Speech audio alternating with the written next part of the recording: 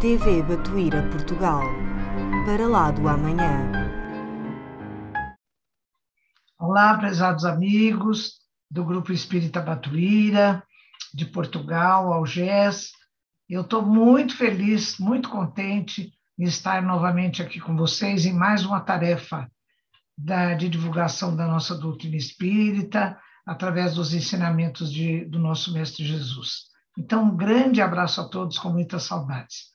Hoje eu trouxe para vocês uma palestra que eu acho muito, muito, muito importante do ponto de vista do entendimento da nossa doutrina, não é? Porque a gente entendendo como o fenômeno mediúnico se processa, a gente acaba tendo uma compreensão melhor do fenômeno, de todos os mecanismos, né? Então, eu preparei essa palestra, Mecanismos do Fenômeno Mediúnico, né? Então, vamos lá, vamos ver o que eu trouxe aí para vocês, para a gente fazer uma reflexão, um estudo nesse dia de hoje. Bem, então, vamos inicialmente ao conceito de médium, não é? Então, no Livro dos Médiuns, na segunda parte, capítulo 14, no item 159, Kardec diz: todo aquele que sente a influência dos espíritos em qualquer grau de intensidade é médium. Então, a gente fica pensando todo aquele, né? E depois Erasto, lá no Livro dos Médiuns, ele vai dizer que os animais também sentem a presença dos espíritos. Então, será que nesse caso os animais seriam médiuns?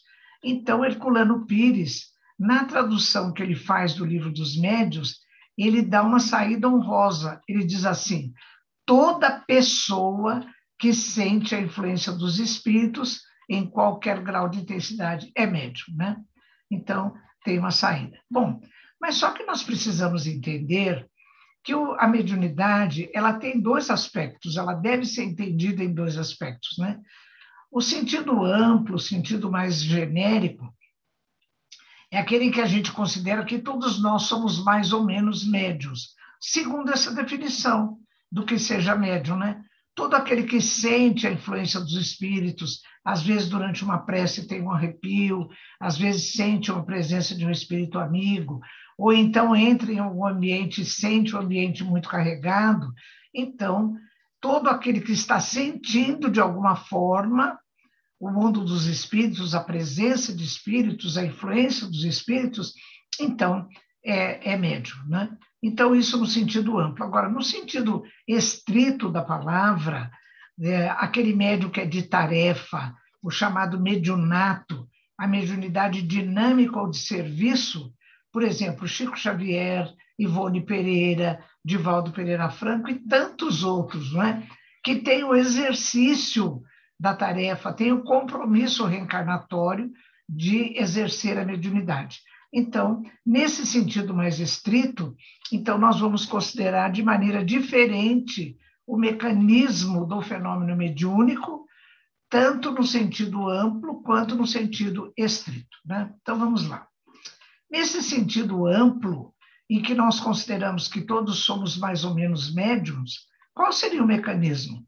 Então, a gente vai Mecanismos da Mediunidade de André Luiz, capítulo 11. Lá, André Luiz explica muito bem qual é esse mecanismo, porque ele diz assim: a nossa mente é estação, ao mesmo tempo receptora e transmissora de ondas mento-eletromagnéticas, que mantém interligados todos aqueles, sejam encarnados ou desencarnados, que pensam e sentem no mesmo padrão vibratório. Pronto. Então, nós já entendemos que todos nós, se estamos pensando numa atitude de amor, de tolerância, de perdão, estamos em sintonia, estamos em conexão com todas as mentes encarnadas e desencarnadas, daí do nosso círculo, que pensam e sentem no mesmo padrão vibratório. Da mesma maneira, se estamos numa crise de ciúme, ou de inveja, ou de raiva, também estaremos sintonizados com todos aqueles encarnados ou desencarnados que pensam e sentem no mesmo padrão vibratório. Por isso é que Kardec disse que, nesse sentido, todos somos mais ou menos médios, né? Porque estaremos interconectados. Bem, então, para explicar bem esse fenômeno, eu me lembrei que quando a gente visita algum instituto de física, quase sempre lá tem um aparelhinho que é assim. Eu fiz um desenho para explicar. Então, ele tem uma base de madeira, ele tem uma porção de hastes de metal espetadas, né? Que são de diferentes alturas, de diferentes espessuras.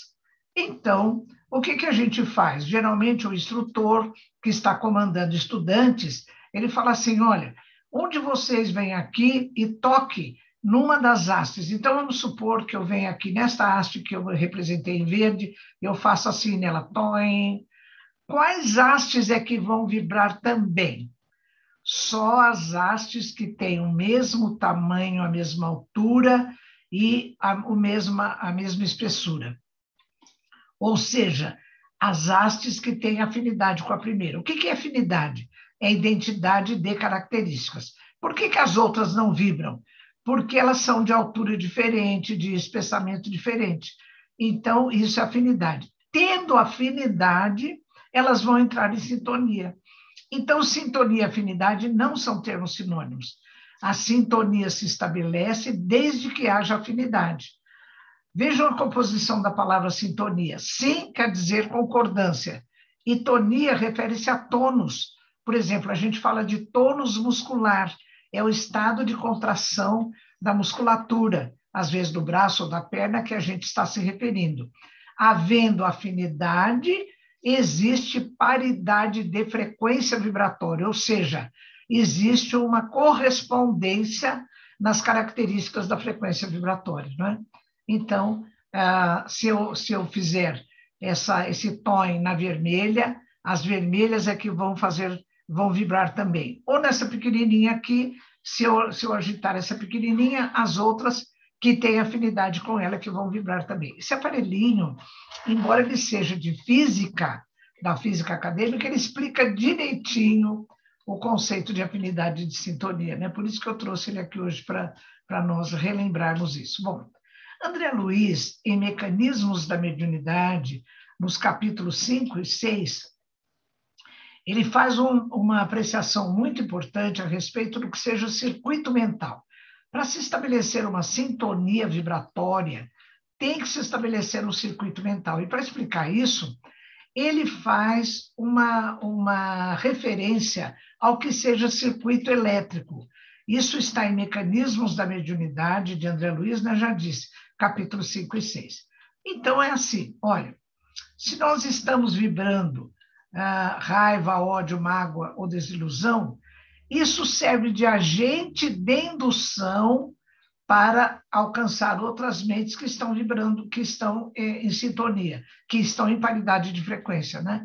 Da mesma forma, se nós estamos vibrando amor, bondade e amizade, eu vou colocar um slide aqui para vocês de Chico Xavier com o seu mentor Emmanuel, né? Então, nesse livro, André Luiz explica esse circuito mental que se forma, tendo por base o circuito elétrico. Para explicar o circuito elétrico, ele diz assim, vamos imaginar que nós temos uma esfera de metal com grande carga elétrica, e eu vou aproximar essa esfera de metal eletrizada de uma esfera de metal que não tem carga elétrica. Imediatamente, o que vai acontecer?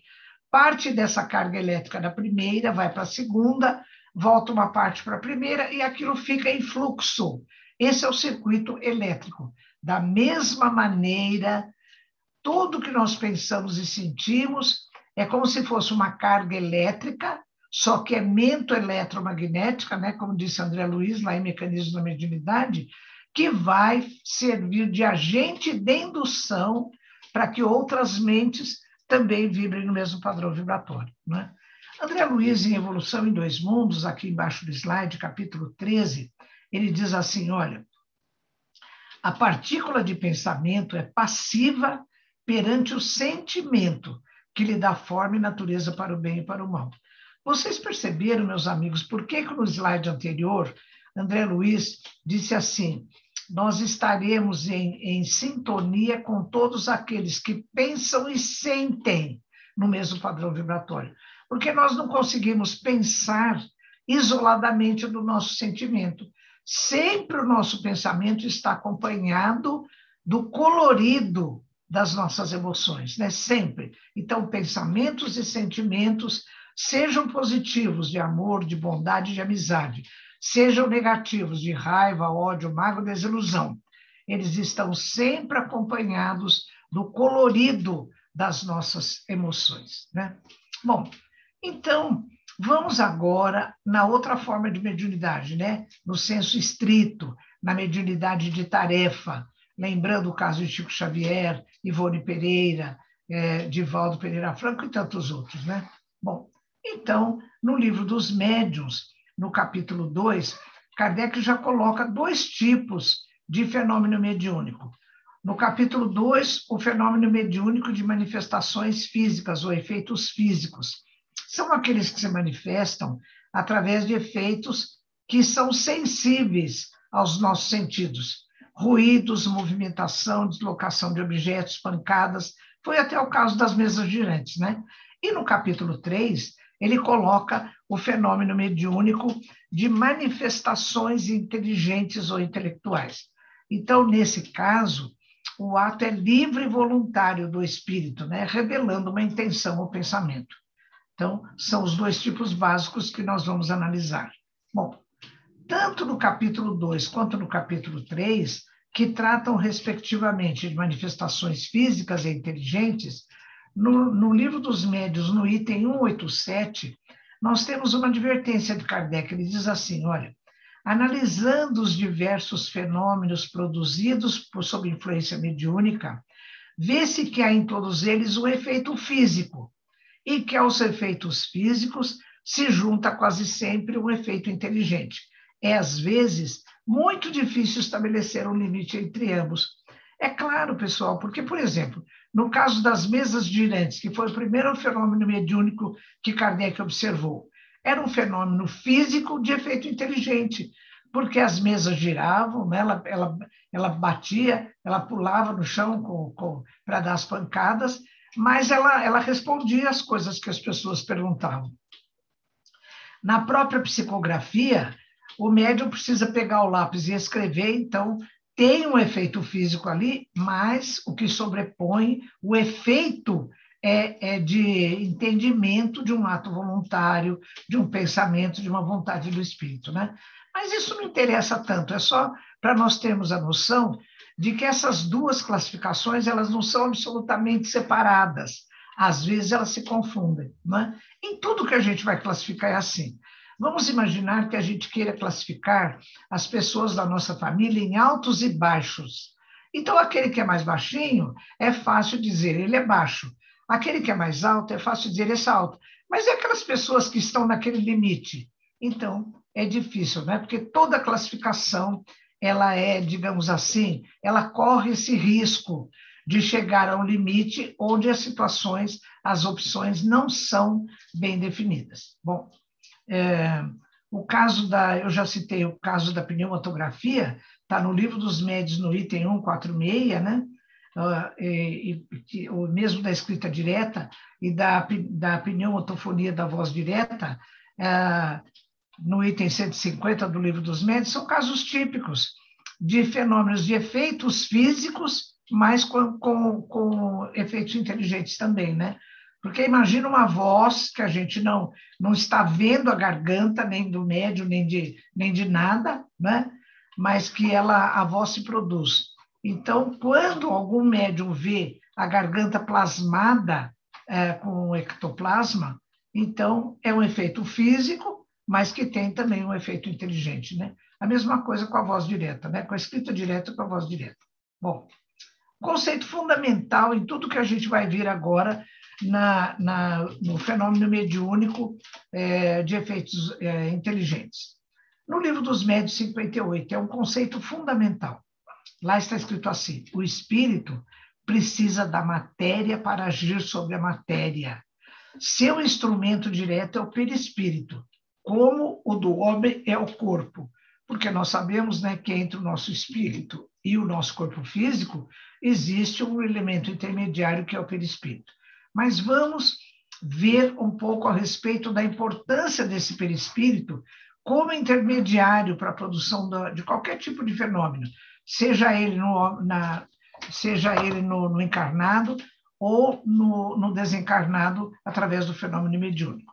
Na Gênese de Kardec, capítulo 14, item 41, está escrito assim: é por meio do seu perispírito que o espírito faz o médium escrever, falar ou desenhar. Continuando ainda, em obras póstumas, na primeira parte, item 13. Por meio do perispírito é que os espíritos atuam sobre a matéria inerte e produzem os fenômenos mediúnicos. E no do 3452, o fluido perispirítico é o agente de todos os fenômenos espíritas, resultado da ação recíproca dos fluidos do médium e do espírito. Então, já temos um primeiro conceito. O espírito precisa da matéria sutil, que são fluidos espirituais do perispírito, para atuar na matéria densa, né? Tanto no corpo físico do médium, quanto se ele for fazer fenômenos físicos também, que nós vamos ver logo em seguida. Bem, então, na Gênese ainda, no capítulo 14, do primeiro item, que trata da natureza e propriedade dos fluidos, eu fui buscar também uma coisa bem interessante. Então, no item 2, nós lemos: o fluido cósmico universal é a matéria elementar primitiva, cujas modificações constituem a inumerável variedade dos corpos da natureza. Ele assume, esse fluido cósmico universal, dois estados distintos. Primeiro, eterização ou imponderabilidade, quer dizer, ele não tem peso na nossa referência de matéria mais densa, né? É o estado normal do fluido cósmico universal. Ou então, ele se apresenta também com materialização ou ponderabilidade. A matéria, então, é densa, ela é adensada, formando o nosso corpo físico, formando a mesa aqui do meu computador, formando a cadeira onde eu estou sentada, não é? Mas tudo é fluido cósmico universal. Bem, ou também, quem tiver interesse nesse assunto, para pesquisar um pouco mais, pode ver outra obra de André Luiz, Evolução em Dois Mundos, capítulo 13. Ele fala da alma e fluidos. Tem muita coisa interessante lá que a gente também pode observar. Mas, continuando ainda no capítulo 14 da Gênese, que fala da formação e propriedades do perispírito, nós vamos ler no item 7. O perispírito é uma condensação desse fluido cósmico universal em estado de eterização, em torno de um foco de inteligência, que é o próprio espírito, né? No perispírito, o fluido conserva a sua imponderabilidade e as suas qualidades etéreas, ou seja, aquele primeiro estado, né, de eterização ou imponderabilidade. Também o corpo carnal, como eu já disse, tem o seu princípio de origem nesse mesmo fluido, condensado e transformado em matéria tangível, né? Bom, vamos voltar àquele conceito fundamental do Livro dos Médiuns. No item 58, o espírito precisa da matéria para agir sobre a matéria. Continuando, André Luiz, em Mecanismos da Mediunidade, capítulo 4, ele diz assim, olha, o pensamento ainda é matéria, a matéria mental, instrumento sutil da vontade. Então, meus amigos, até aqui, eu resgatei com 3 conceitos fundamentais, né? O primeiro deles, que eu estou repetindo aqui, de que o espírito precisa da matéria eterizada para agir sobre a matéria densa. Segundo, isso tudo se faz através do perispírito, porque o perispírito vai emitir os seus fluidos, que são etéreos, que vão se combinar com os fluidos do médium para a produção do fenômeno, não é? Em terceiro lugar, finalmente, depois de todo esse processo, é através do pensamento do espírito, que ainda é matéria, a chamada matéria mental, instrumento sutil da vontade do espírito, é que então o espírito comunicante vai atuar no cérebro do médium e vai expressar sua vontade. Então, de qualquer maneira, perispírito, os fluidos perispirituais e o pensamento são os instrumentos de matéria etérea de que o espírito comunicante vai se valer para produzir o fenômeno mediúnico de efeitos inteligentes ou intelectuais. Vamos, então, ver mais um pouquinho sobre isso. No livro dos médiuns, no item 189, os efeitos inteligentes, né, que são os que nós estamos abordando agora, são os que o espírito produz, servindo-se dos elementos existentes no cérebro do médium. Eu fiquei imaginando, eu disse, meu Deus, mas por que tem que se servir do cérebro do médium, não é? Mas, certa vez, eu ouvi uma palestra do nosso fraterno amigo aqui, Divaldo Pereira Franco, ele contou um caso muito interessante. Ele disse que foi acompanhar o enterro de um amigo, e ele entrou no cemitério, acompanhou o sepultamento. Quando ele ia saindo, um espírito veio ao encontro dele. Vocês imaginem a cena, né? O Divaldo caminhando pela alameda do cemitério, veio o espírito encontrar-se com ele, cumprimentou e disse, olha, Divaldo, eu preciso falar com você. Porque ele até se apresentou, ele foi um médico lá na Bahia, em Salvador, e ele foi de ações muito meritórias. Então, inclusive, fizeram um túmulo de homenagem a ele, né? E ele até lamentou, porque ele disse, ao invés do pessoal usar esse dinheiro para ajudar os pobres, como eu fazia, eles fizeram essa homenagem. Mas tudo bem. Ele disse, Divaldo, eu preciso combinar com você, porque uma vez por semana eu preciso dar umas aulas de anatomia para você. Por quê? Tem alguns espíritos que querem te ajudar a fazer algumas palestras com base científica. Então, eu preciso dar algumas aulas para você, para esse conteúdo já ficar retido no seu cérebro, na sua memória, e quando eles precisarem disso, já fica mais fácil para acessar. O Divaldo falou, tá bom. Combinaram toda terça-feira, 10 horas da noite. Primeira terça-feira, o Divaldo foi para o quarto dele, fez uma prece e apareceu esse médico. Então, deu uma aula para ele de sistema nervoso simpático, que já é bem complicadinho, né? Segunda aula, terceira aula, o Divaldo foi ficando num estado de aflição, porque ele disse assim, não, eu preciso falar com ele, parar com essas aulas, porque eu não estou entendendo nada, não estou lembrando de nada. Quando chegou na próxima terça-feira, a primeira coisa o Divaldo disse, olha, o senhor vai me dar licença, mas eu preciso lhe dizer que hoje é a última aula. Eu não estou entendendo nada, eu não estou lembrando de nada. O médico riu e disse, Divaldo, não faz mal. É só você prestar atenção no que eu estou dizendo, porque isso vai ficar no seu banco de memória. Quando um dos espíritos que for se comunicar com você, te ajudar nas suas palestras, precisar do conteúdo, vai ser mais fácil acessá-lo. Ah, ele falou que foi um alívio, né? Então, por isso é que o cérebro ele é utilizado. Ainda nesse mesmo item, existe uma observação de Kardec. No médium escrevente, mesmo que a escrita seja completamente mecânica, o cérebro tem sempre um papel ativo. Eu adorei ver isso aqui, porque antes eu achava assim, que naquela escrita que é puramente mecânica, eu tinha a ideia que o espírito pegava na mão do médium e ia fazendo a escrita, né? Não, não é assim. Até, olha o que Kardec está dizendo, mesmo nessa escrita mecânica, o pensamento do espírito passa pelo cérebro do médium, né? Então, a gente tem a impressão que já pega direto lá embaixo da mão, mas não é assim, né?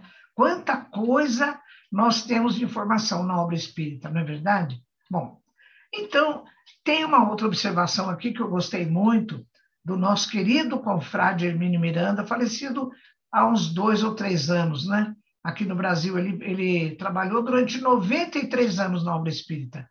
No seu livro Diversidade dos Carismas, volume 1, capítulo 12, ele faz um comentário muito interessante. Ele diz assim, olha, fenômeno mediúnico, de fato, na plenitude de sua conotação semântica, é o de efeito intelectual, no qual o sensitivo funciona realmente como canal de comunicação entre encarnados e desencarnados, né? Porque, etimologicamente, o que quer dizer médium? Quer dizer intermediário, não é?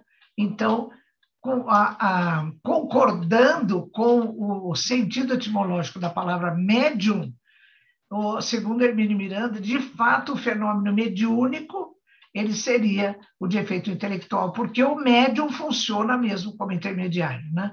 é o que ele diz. É o que acontece na psicografia e na psicofonia, né?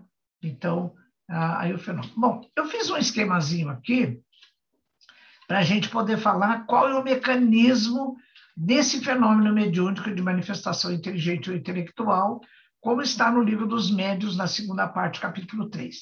É o caso da psicofonia e da psicografia. Então, é que eu coloquei o espírito comunicante, o perispírito do espírito, a sua mente, aqui o médium, o cérebro do médium, o perispírito do médium. O que vai acontecer? O fluido do espírito comunicante, portanto, o fluido perispiritual, eterizado, se combina com o fluido do médium, criando-se assim a atmosfera, entre aspas, apropriada para que o pensamento do espírito alcance a mente e, consequentemente, o cérebro do médium, e depois o cérebro do médium vai atuar ou nos órgãos vocais dele, produzindo a psicofonia, ou vai atuar através dos nervos, na mão, no braço, produzindo a psicografia, né? Então, basicamente, é isso que acontece. Bom, para falar da mente e do pensamento, eu fui em Emmanuel, Pensamento e Vida, capítulo 1. Ele faz um conceito extraordinário de mente e de pensamento. Ele diz assim: mente é o espelho da vida em toda parte, campo de nossa consciência desperta na faixa evolutiva em que o conhecimento adquirido nos permite operar. E continua: nos seres primitivos, sob a ganga, o peso do instinto. Nas almas humanas, entre as ilusões que salteiam a inteligência, não é? Porque nós vivemos ainda assim, meio perdidos nas nossas ilusões, né? E nos espíritos aperfeiçoados, é um brilhante precioso a retratar a glória divina. Então, a mente funciona como um espelho. O que eu fiz, então? Eu fui, então, na internet, busquei, consegui essa figura, e eu adaptei essa figura para explicar, para tentar reproduzir o que eu estou pensando a respeito desse tal de pensamento, que é matéria, né? Então, eu pus aqui esse sol representando o espírito, o espelho, como diz Emmanuel, representando a mente. Então, os atributos do espírito, que são inteligência, vontade, consciência, razão, livre-arbítrio, esses atributos, eles têm informações que o espírito vai fazer jogar no espelho. Vão, então, incidir no espelho. Desse espelho vai refletir um raio, que é o quê? O pensamento. Porque isso tudo aqui, atributos do espírito, não são matéria. A gente não sabe nem o que é. Agora, o pensamento é matéria. E lá atrás, no 58 do Livro dos Médiuns, não está escrito: o espírito precisa da matéria para agir sobre a matéria. Que matéria? O pensamento. Que André Luiz diz, e Emmanuel também, que o pensamento é matéria.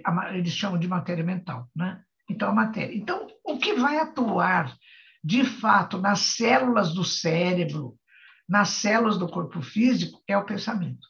É o pensamento. Trazendo as informações da inteligência, da vontade, da consciência, ou seja, de todos os atributos do espírito, seja o nosso espírito atuando nas células do nosso corpo, ou no fenômeno mediúnico, o espírito comunicante atuando, então, no corpo físico, no cérebro do médium, né? Bem, vamos falar mais um pouquinho disso, segundo Emmanuel. Ele diz assim, olha, o pensamento, essa matéria, é força eletromagnética, criativa, a exteriorizar-se. Olha, ele está dizendo que é o que sai do espelho, é o pensamento. Exteriorizar-se da criatura que o gera por intermédio de ondas sutis, que percorre o espaço com velocidade determinada.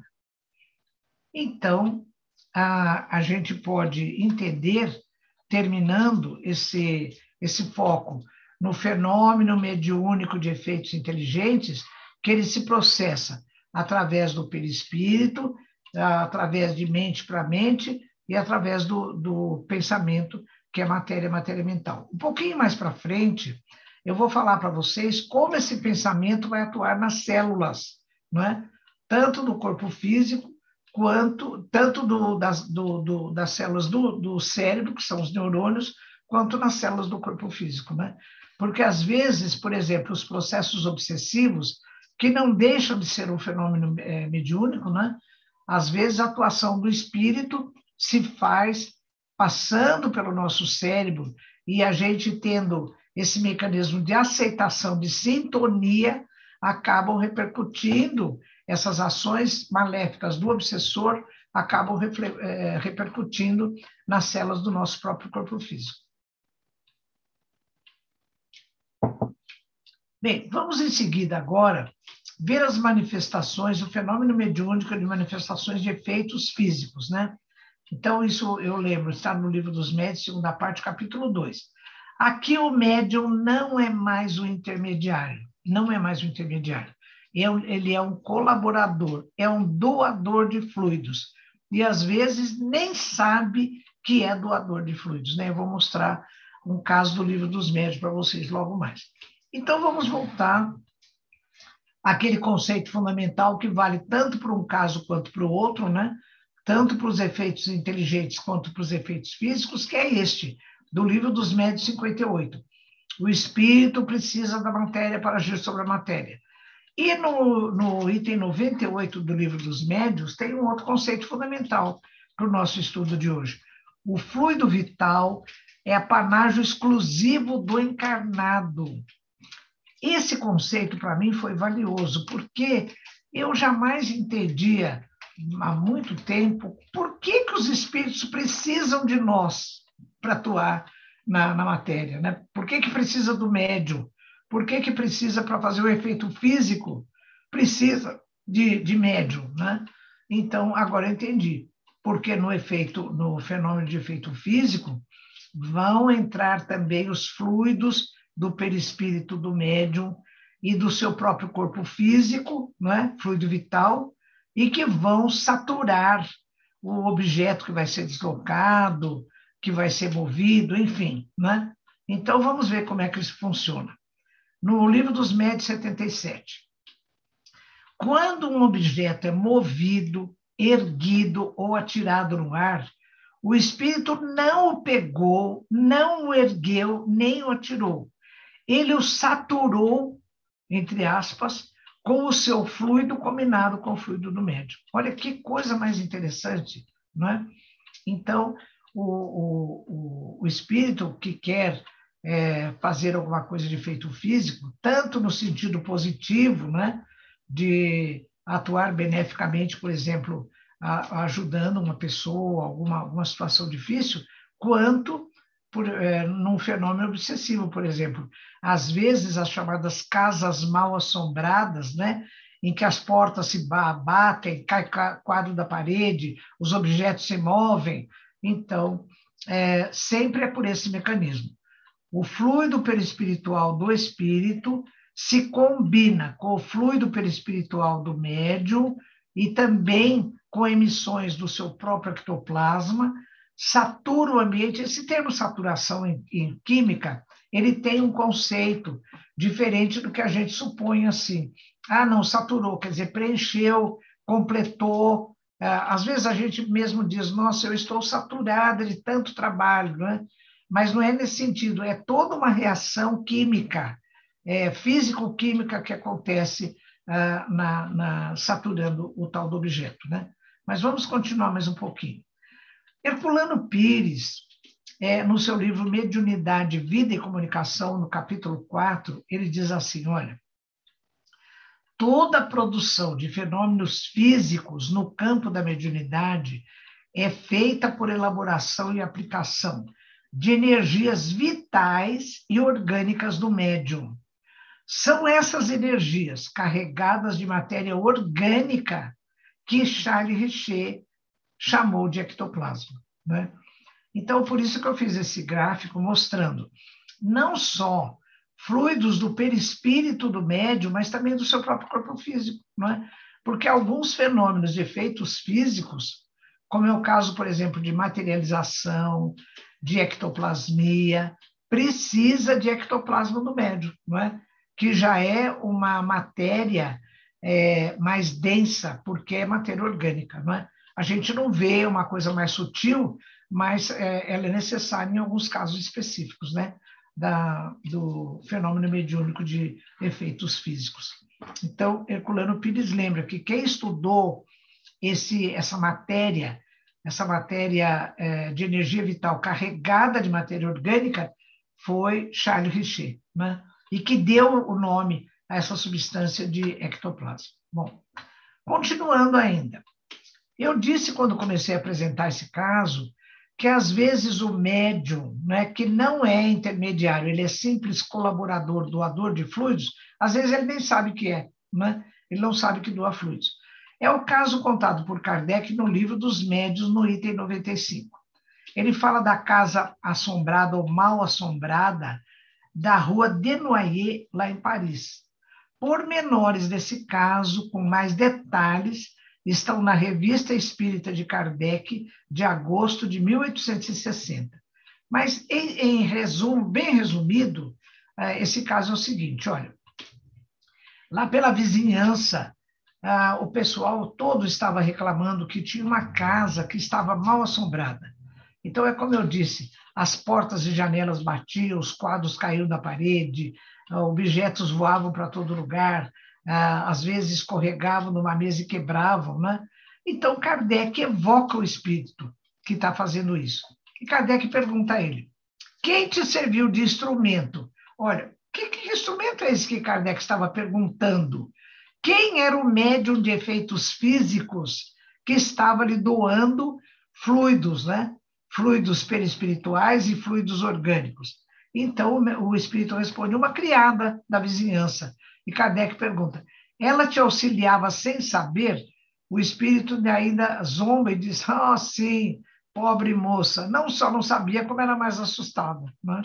Então, mostrando que nem sempre o médium, o colaborador, o doador de fluidos, sabe que está doando, né? É claro que numa sessão mediúnica, por exemplo, de cura, de ectoplasmia, ou mesmo numa sessão de materialização, o médium ele vai participar ativamente, ele sabe que está doando fluidos, ele tem boa vontade para fazer isso, né? É um caso diferente, mas, às vezes, nesses casos, especialmente de que o doutor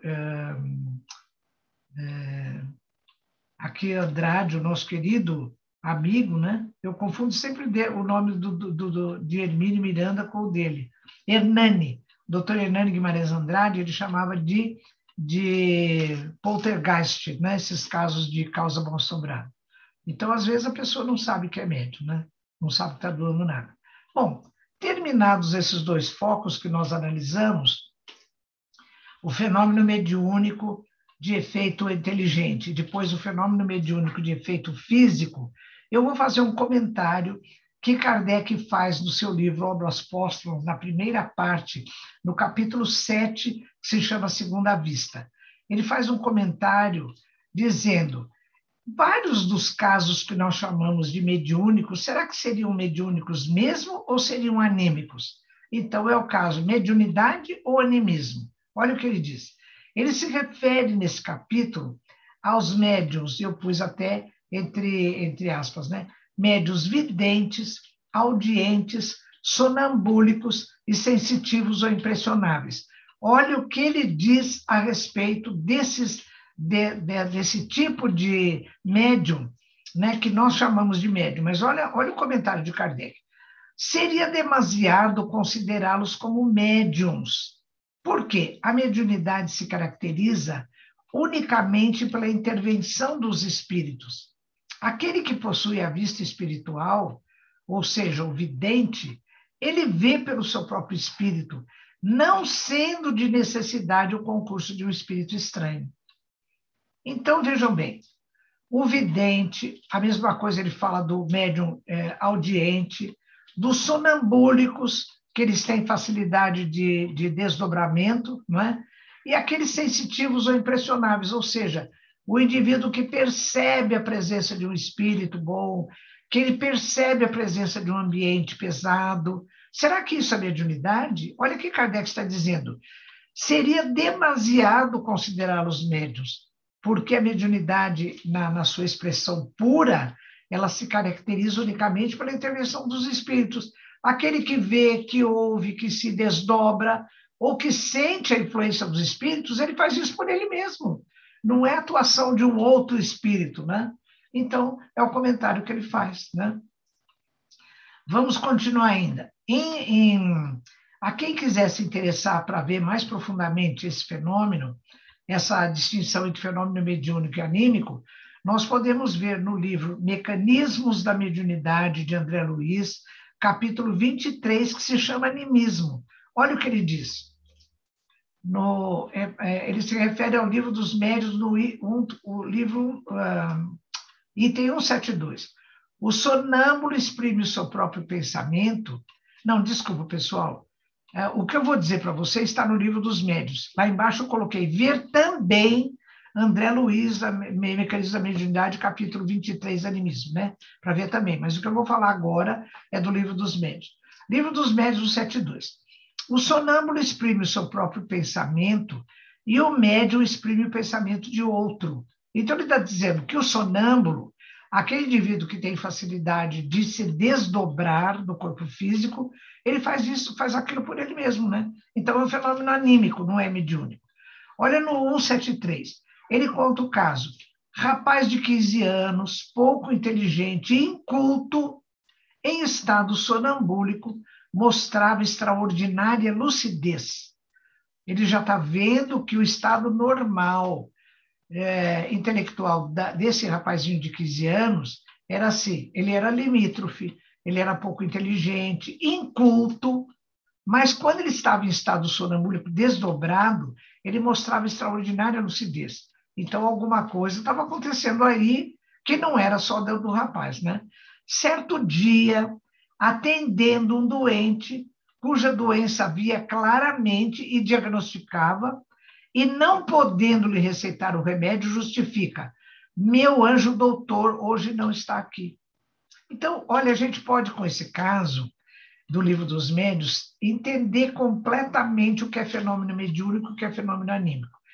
O sonambúlico, quando ele está desdobrado só, e ele não tem interferência de outro espírito, isso é um fenômeno anímico. Agora, esse caso desse rapazinho de 15 anos, quando ele estava em estado sonambúlico, um médico, um espírito que havia sido médico, receitava para pessoas doentes, diagnosticava a doença e receitava.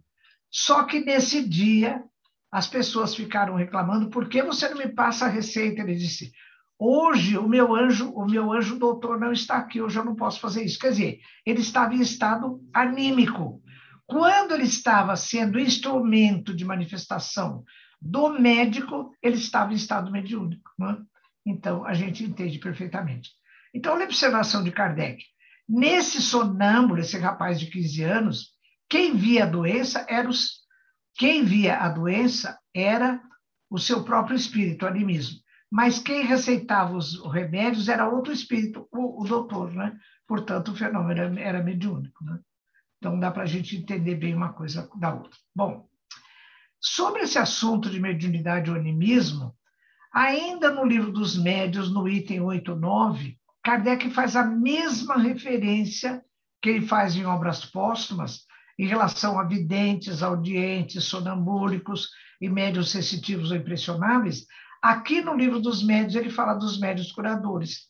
Então ele diz assim: médiuns curadores são aqueles que têm o poder de curar ou de aliviar os males pela imposição das mãos ou pela prece. Observação, ele faz. Essa faculdade não é essencialmente mediúnica, pois todos os verdadeiros crentes a possuem, quer sejam médios ou não. Frequentemente, não é mais do que a exaltação da potência magnética do próprio indivíduo, de doar ectoplasma, fortalecida em caso de necessidade pelo concurso dos espíritos bons. Então, se o indivíduo ele faz isso normalmente, não é? Só ele, o fenômeno é anímico. Agora, vamos imaginar um passista fazendo a sua tarefa na casa espírita, não é? Então, ele vai atender pessoas que estão com problemas, às vezes orgânicos, ou com problemas mesmo mentais. Então, ele pede assistência dos amigos espirituais. Então, ao fluido orgânico dele, somam-se os fluidos perispirituais dos espíritos benfeitores. Então, nesse caso, com a atuação dos espíritos benfeitores, o fenômeno é mediúnico. Quando ele faz uma coisa por ele mesmo, né, então o fenômeno é absolutamente anímico. Isso é muito interessante, né? Então, pessoal, eu queria sugerir para vocês, para quem tiver interesse, nesse meu livro, que foi o último que eu editei agora no Medinesp do Piauí, né, em 2017, eu trato de um assunto aqui no capítulo 5, mediunidade e cérebro triuno. Então, o que eu faço nesse capítulo? Eu vou ao livro de André Luiz, No Mundo Maior, capítulo 3, em que Calderaro ele explica que a nossa casa mental tem 3 andares, cada um dos andares interagindo com uma parte do cérebro. O primeiro andar, que ele chama de porão da nossa individualidade, interage com a parte mais profunda do cérebro. Ele chama de cérebro inicial. No nosso comportamento, são aqueles que são instintivos, automatizados, né? E dizem, tudo isso diz respeito ao nosso arquivo do passado. Então, o que a gente já aprendeu a fazer, a gente aprendeu a sobreviver, a reproduzir a espécie, a se alimentar, a fugir de agentes aversivos, tudo isso a gente faz instintivamente, automaticamente. O segundo andar, que diz respeito ao presente, ao aqui, ao agora, interage com outra parte do cérebro, que ele chama de córtex motor. Então, tudo que nós fazemos no presente, relacionado a esforço e vontade, trabalha com o córtex motor. E, finalmente, o terceiro andar da casa mental, que tem a ver com o futuro, onde nós depositamos ideais e metas que queremos atingir, trabalha com o lobo frontal, né? Bom, então, naquele livro, esse livro, Cérebro Triuno, a serviço do espírito, eu analiso todos os itens do cérebro que fazem parte do cérebro inicial, o que é o córtex motor, que estrutura tem no lobo frontal, né? Hoje eu não tenho tempo aqui para fazer esse tipo de apreciação, porque seria, inclusive, muito monótono, né? Então, eu sugiro às pessoas que tiverem interesse em irem no capítulo 5 daquele outro livro, o Espiritismo. E depois, também, que quem quiser ver as estruturas do cérebro, podem procurá-la nesse livro Cérebro Triuno, que eu também trato disso, né? Bom, mas então, nesse livro, o Espiritismo, o que eu faço? Eu li no livro Nos Domínios da Mediunidade, de André Luiz, 2 casos que André Luiz e seu mentor Aulus relatam em minúcias. E eu relacionei o relato deles com as estruturas do cérebro que são ativadas no fenômeno mediúnico, né? No capítulo 6, nós temos o caso de Eugênia, a médium, e a psicofonia consciente. No caso de Celina, no capítulo 8, a mediunidade é sonambúlica ou inconsciente. Então, meus amigos, como eu não tenho tempo de dissecar isso para vocês aqui, eu deixo como sugestão de leitura, viu? Bom, então o que eu posso dizer agora é que, fazendo um resumo de tudo que a gente viu, particularmente no fenômeno de efeito inteligente, o que acontece? O espírito comunicante, né, através da mente dele, do perispírito dele, atuando no centro coronário. Vocês se lembram? André Luiz, em 2 livros, em Evolução em 2 Mundos e Entre a Terra e o Céu, ele fala dos centros de força, que na literatura oriental são chamados de chakras, né? Então, tem o coronário, que corresponde ao alto da cabeça, o frontal ou cerebral, o laríngeo, cardíaco, o gástrico, o básico, o genésico e o básico, né? São 7. Bom, então, através do centro coronário, que é o mais exuberante, né? Que inclusive a literatura oriental chama de lótus de 1000 pétalas, o centro coronário ele vai atuar através do pensamento do espírito em 2 regiões, no tálamo, que é uma região já que eu vou mostrar para vocês no cérebro, e na glândula pineal. Então, olha o mundo de flecha que tem para todo lado, né? Porque forma-se um fluxo do espírito, do perispírito para o corpo físico, do corpo físico volta para o perispírito e para o espírito. Não é? Mas, resumidamente, olha, indo ao tálamo, o tálamo manda projeções para o córtex do cérebro, para o centro cerebral, o centro coronário para o centro cerebral, ele manda para o córtex cerebral também, para a hipófise, que é uma glândula, antigamente chamada de pituitária, ela rege o comportamento das outras glândulas que atuam no corpo físico. A mesma coisa com a pineal. O centro coronário atua na pineal, a glândula pineal, através de substâncias que ela secreta, neuropeptídeos e melatonina, atua nas células do corpo físico. As células do corpo físico mandam informações de feedback para o tálamo e volta todo o processo para lá. Né? Então, nesse livro, Cérebro Triuno, eu explico tudo isso aqui bem explicadinho, para quem tiver interesse. Né? E lembrando que a mente se liga àquela primeira porção do cérebro, a mais profunda, não é?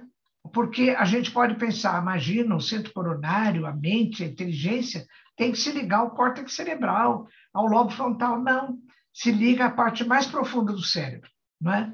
E depois, que é o tálamo, corresponde ao tálamo. E o tálamo é que começa a distribuir. E a glândula pineal também está nessa porção mais profunda do cérebro, né? Esse estudo todo é muito bonito. A glândula pineal, então, ela tem um fluxo orgânico, através dessas substâncias que ela secreta, e um fluxo energético, porque André Luiz fala em várias regiões da importância da glândula pineal, particularmente no livro Missionários da Luz, capítulo 2, né, dedicado exclusivamente à chamada glândula pineal ou epífise. Entre a Terra e o céu, como eu disse, e também no Evolução em Dois Mundos, André Luiz fala do centro coronário, através de Clarencio, que é o seu mentor.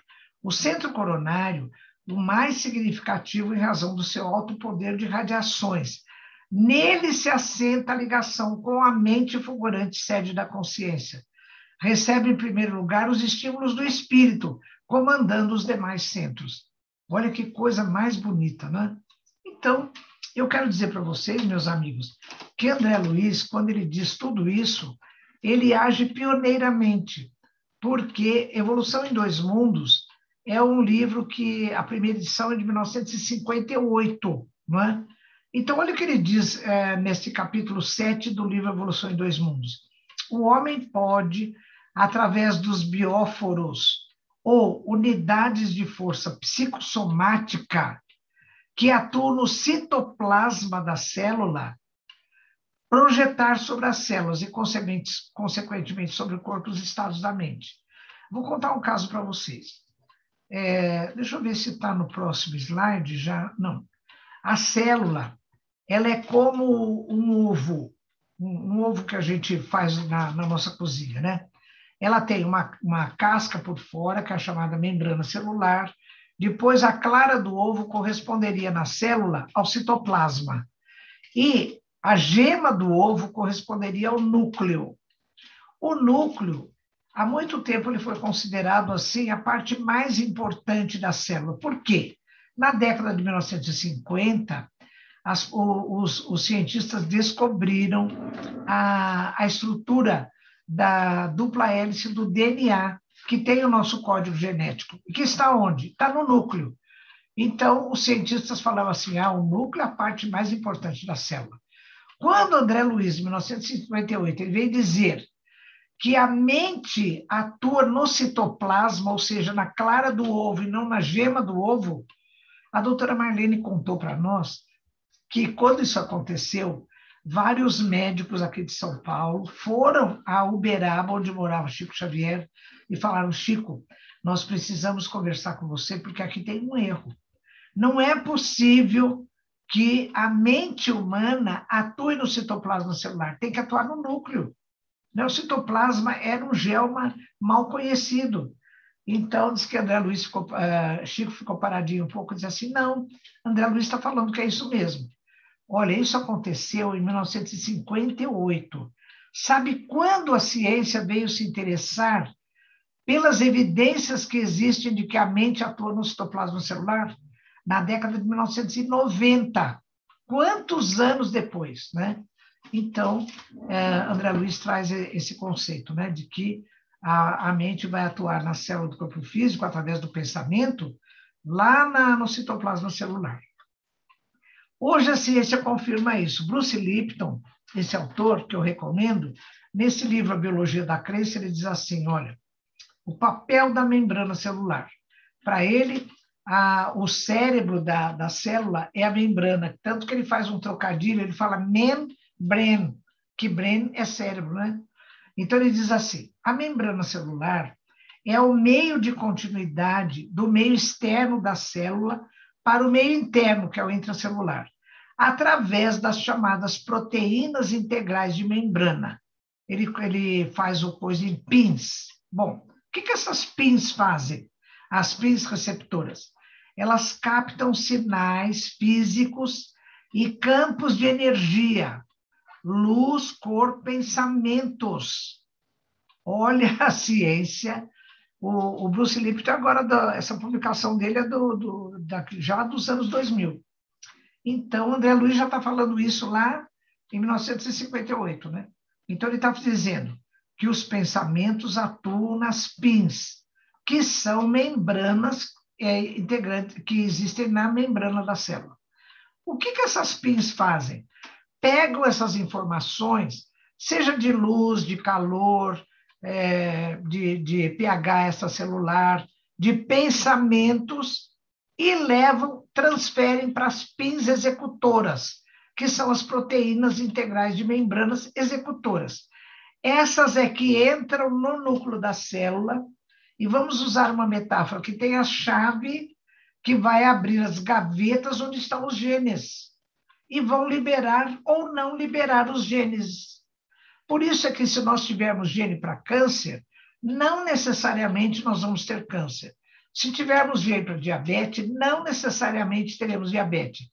Se as pins executoras forem lá abrir a gavetinha onde está o gene da diabetes, o gene do câncer, então ficaremos doentes, né?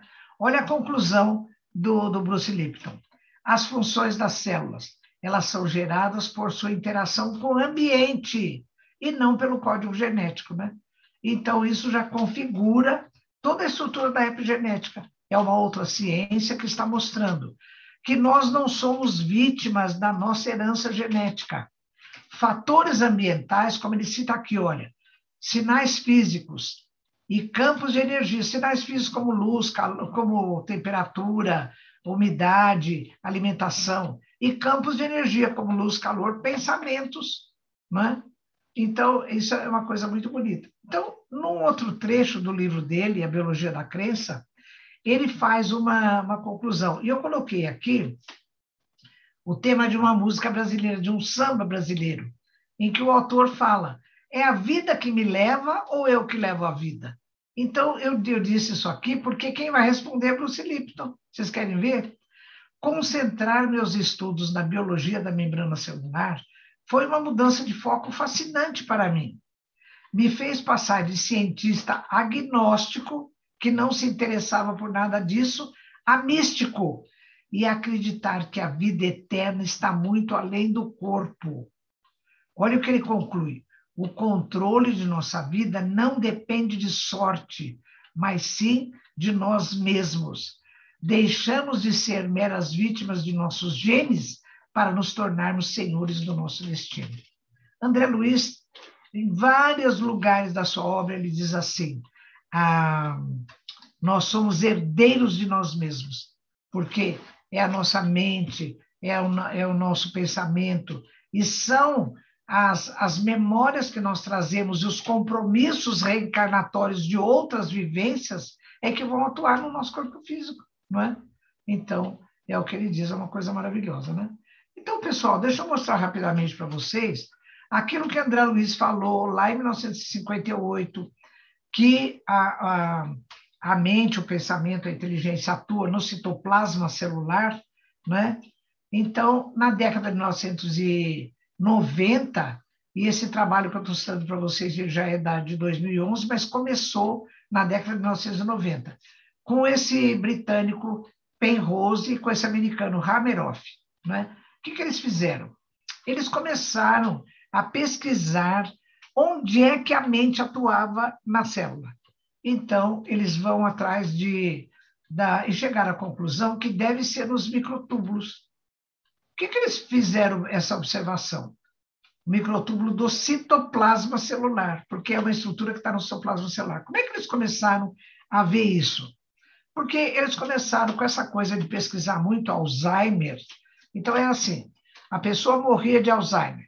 Eles pegavam, faziam a autópsia dela, tiravam o cérebro, fatiavam, faziam tudo quanto era prova, tudo quanto era pesquisa, e começaram a ver nas células do cérebro que esses microtúbulos que estão no citoplasma celular, toda vez que a pessoa morria com Alzheimer, ela tinha desarranjo dos microtúbulos.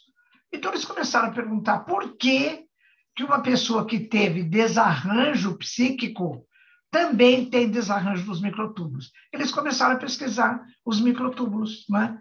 Eu vou mostrar para vocês o que são esses tais de microtúbulos. Olha, aqui é uma célula, ela tem, então, a membrana celular em volta, né? A membrana em volta, ela tem o núcleo aqui dentro e tem o citoplasma. Não parece um ovo? Aqui seria a gema do ovo, a clara do ovo e por fora a casca do ovo. Então, eu vou mostrar para vocês, olha, eu pus aqui, olha, tá vendo essa estrutura aqui? Esse tubinho, é uma estrutura chamada centríolo, ou centro, ele é formado por um arranjo de microtúbulos. Então, já está no citoplasma celular o centríolo formado por microtúbulos. Agora eu vou mostrar para vocês os microtúbulos. Então, o que são os microtúbulos? Essa parte de André Luiz vocês vejam depois, por favor, porque acho que eu atrapalhei o slide aqui. Olha, os microtúbulos, eles são estruturas tubulares ocas formadas por proteínas chamadas tubulinas. Então, as tubulinas alfa, as tubulinas beta, o que elas fazem? Elas se dispõem assim, formando um tubo que ele tem uma estrutura quiral, quer dizer, ele tem um movimento no sentido horário e no sentido anti-horário, né? Os microtúbulos, a custa do que eles se arranjam ou desarranjam. Então, esse centríolo, ele é formado por vários microtúbulos arranjadinhos aqui em grupos de 3. Olha o que André Luiz fala do centríolo, que é formado por microtúbulos, em Evolução em Dois Mundos, capítulo 7. O centro celular, ou centríolo, é o lugar onde se faz a junção das forças físicas e espirituais, em que o impulso mental de natureza eletromagnética opera o movimento dos cromossomos. Também, quando a célula vai se dividir, seja na formação de um novo indivíduo, ou mesmo uma célula do nosso corpo que vai se multiplicar, ela faz isso através do centríolo, através da ação dos microtúbulos, porque o pensamento do espírito está atuando no microtúbulo celular. Pelo menos é a hipótese mais considerada agora na ciência, e que André Luiz levantou em 1958, né? Olha o pioneirismo da doutrina espírita, né? Bom, então, pessoal, eu estou terminando a minha fala, esse assunto é muito vasto, né? Mas eu queria dizer para vocês que o fenômeno mediúnico hoje, ele está sendo objeto de estudos na ciência. Por exemplo, esse estudo aqui, feito pelo doutor Júlio Pérez, e com o doutor também Alexandre Moreira e outras pessoas, ele estudou as manifestações do fenômeno mediúnico nesse artigo que está publicado nessa revista. Quem tiver interesse também pode pesquisar, né? E fora isso, o doutor Júlio Pérez levou para os Estados Unidos para fazer pesquisa junto com o doutor Andrew Newberg, numa das faculdades americanas, eu não estou me lembrando, numa das universidades americanas, eu não estou me lembrando agora. Ele levou 10 médiuns brasileiros de psicografia e fez um estudo em ressonância magnética funcional, né? Então, tem muito estudo hoje que aborda como o fenômeno mediúnico ele se manifesta como é que se diz, estimulando determinadas áreas do cérebro, né? Esse é um dos estudos. Outro estudo, ele está sendo feito tanto na dissertação de mestrado quanto de doutorado, o doutor Décio que me deu essa notícia, na Universidade Federal do Mato Grosso do Sul, aqui no Brasil. O mestrado foi em 2016, o doutor Marco Aurélio Bastos já fez a tese de doutorado também, com 20 médiuns, 20 controles, estudou tudo. Ele fez eletroencefalograma, frequência cardíaca, pressão arterial, temperatura. Ele dosou a melatonina, que é aquele hormônio secretado pela pineal, o cortisol, o índice de glicemia, e estudou o cérebro mediante ressonância magnética funcional, né? São duas pesquisas assim muito, muito trabalhosas, mas que trouxeram resultados fantásticos, né? E a última citação que eu faço, até por curiosidade, é desse nosso amigo, o Dr. João Ascenso. Olha o artigo que ele escreveu. Evidências da neurociência cognitiva provam a tese de Calderaro, proposta no livro No Mundo Maior, de André Luiz. Foi o que eu citei, né? Que nos capítulos 3 e 4, Calderaro fala que a nossa casa mental tem 3 andares, cada um dos andares trabalha com uma parte do cérebro. E como orientador do Dr. João Ascenso, ele trabalhava com dilemas morais, que trabalha com os lobos frontais, né? Então, todo o trabalho desse orientador do Dr. João Ascenso confirma a tese de Calderaro, que está exposta no livro No Mundo Maior. Então, ele diz assim, olha, que o Dr. Jorge Moll Neto foi seu orientador de pós-graduação e fez os seus trabalhos no Centro de Pesquisa de Neurociência Cognitiva, lá no Rio de Janeiro, né? Tem vários, então. Então, quem tiver interesse, é só ir na internet buscar o Dr. Jorge Moll e colaboradores, olha, e os trabalhos dele estão nessa revista Proceedings of the National Academy of Science, Estados Unidos, 2005. Então, ele faz dilemas morais, ele apresenta para as pessoas, por exemplo, vamos supor, você estacionou o seu carro num lugar indevido, veio o guarda, você tem 2 opções, ou você dá uma propina para o guarda, um dinheiro para ele, e o guarda aceita e fica quieto. Ou você admite que errou, você pede desculpas e paga a multa. Quando o indivíduo tinha uma atitude mais nobre, que é aceitar que errou, pagar a multa e se desculpar, marcava o lobo frontal, porque o lobo frontal trabalha não só com as funções cognitivas, mas também com alto índice de moralidade. Porque a pessoa que ela tem uma vida ética, moral, de bem para todos, ela já entendeu que esse é o melhor modo de vida, né? Então, trabalha também com o lobo frontal. Esse trabalho do doutor João Ascenso, ele está publicado na revista Saúde da Alma, que é da editora da AME Brasil, de 2010, agosto, setembro, né? É o primeiro número da revista, então é um trabalho muito interessante que eu deixo como curiosidade para vocês, meus amigos, tá bom? Então, encerrando, apesar da gente ter muita informação, toda a técnica sobre o mecanismo do fenômeno mediúnico, o médium que vai realizar a sua tarefa no centro espírita, ele não precisa saber, né, dessas coisas tão minuciosamente, porque os espíritos benfeitores sabem e eles orientam o trabalho mediúnico, né? Mas também, se a gente souber, eu acho que a gente trabalha, mesmo sendo médium, ou seja, o dirigente de um trabalho, ou participando de uma casa espírita, nós vamos respeitar mais o médium, o fenômeno mediúnico, porque é um trabalho muito, muito complicado, né? E precisa de muita responsabilidade, de muita boa vontade. Por isso que eu coloquei aqui como último slide. O que nós precisamos para sermos bons médiuns? Sejamos de efeitos intelectuais ou mesmo de efeitos físicos, dando passe para a cura, nas ectoplasmias, não é? Nós precisamos de boa vontade nossa, de esforço e de moral elevada. Aqueles 2 casos, meus amigos, que eu analiso no livro Espiritismo, capítulo 5, Mediunidade e Cérebro Triuno, quando eu falo da mediunidade de Eugênia e de Celina, não é? A mediunidade, a psicografia consciente e a sonambúlica, nos dois casos, o mentor Aulo chama atenção para a necessidade da moral elevada. Não é? Eu não vou contar o caso para vocês, eu sugiro que vocês leiam, porque Aulo faz assim comentário muito repetitivo a respeito da importância da moralidade alta do médium e da seriedade da casa espírita. Não é? Então, meus amigos, eu termino aqui mais essa tarefa que eu desempenho com vocês, né, sempre com muita alegria, com muitas saudades, porque quando eu estou preparando o tema, eu já me vejo entrando aí no recinto do Grupo Espírita Batuíra, abraçando os amigos, né, entrando lá, tomando um cafezinho, conversando com todo mundo, né, uma coisa muito boa. Eu estou com muitas saudades. Tomara que isso possa acontecer de novo, né? Jesus há de permitir. Um grande abraço a todos, com muitas saudades.